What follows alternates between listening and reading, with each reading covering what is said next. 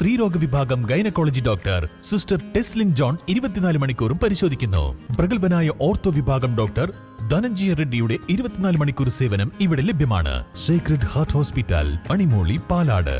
PV അൻവറിനെതിരെ വഞ്ചന ആരോപണം ആവർത്തിച്ച മുഖ്യമന്ത്രി പിണറായി വിജയൻ. വഞ്ചകൻ കാരണമാണ് നിലമ്പൂരിൽ തെരഞ്ഞെടുപ്പ് നേരിടേണ്ടി വന്നതെന്നും അദ്ദേഹം പറഞ്ഞു. നിലമ്പൂർ മണ്ഡലം LDF സ്ഥാനാർത്ഥി M സ്വരാജിന്റെ തെരഞ്ഞെടുപ്പ് പ്രചരണത്തിനായി ചുങ്കത്തറയിൽ സംഘടിപ്പിച്ച പരിപാടിയിൽ സംസാരിക്കുകയായിരുന്നു മുഖ്യമന്ത്രി.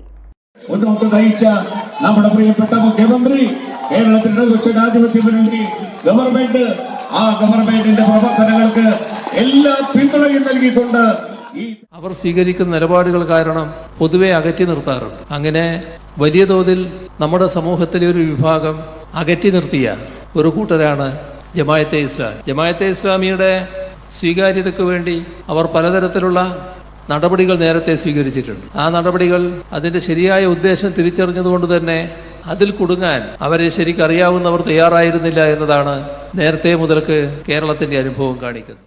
രാഷ്ട്രീയ പോരാട്ടമായി കണ്ടാണ് സ്വരാജിനെ മത്സരത്തിനിറക്കിയതെന്നും മുഖ്യമന്ത്രി നിലമ്പൂരിൽ പറഞ്ഞു. ഏത് സ്ഥാനവും വഹിക്കാൻ യോഗ്യനായിട്ടുള്ള ആളാണ് സ്വരാജ്. ഞങ്ങൾ കാത്തിരിക്കുന്നു. സ്വരാജിനെ നിങ്ങൾ നിയമസഭയിലേക്ക് അയക്കുക. LDFന് പുറത്തുള്ള ആൾക്കാരും സ്വരാജിനെ സ്വാഗതം ചെയ്യുന്നു. സ്വാഭാവികമായും ഇത് വലിയ അങ്കലാപ്പ് LDFനെ എതിർക്കുന്നവരിൽ ഉണ്ടാക്കിയിട്ടുണ്ട്. UDFനുണ്ടായ അങ്കലാപ്പ് ചെറുതല്ല. അവരുടെ നടപടികളും നിലപാടും കാണുമ്പോൾ അത് വ്യക്തമാണെന്നും മുഖ്യമന്ത്രി പറഞ്ഞു. ക്ഷേമപ്രവർത്തനങ്ങളോട് എന്നും താൽപര്യക്കുറവ് കാണിച്ച പാർട്ടിയാണ് കോൺഗ്രസ് എന്ന് മുഖ്യമന്ത്രി ആരോപിച്ചു. ക്ഷേമ പെൻഷൻ തുടങ്ങിയ കാലത്ത് കോൺഗ്രസ് അതിനെ എതിർക്കുകയായിരുന്നു. 2016 UDF 100 വർദ്ധിപ്പിച്ചതൊഴിച്ചാൽ ബാക്കി എല്ലാ വർധനവും നടത്തിയത് LDF സർക്കാരാണെന്നും മുഖ്യമന്ത്രി പറഞ്ഞു.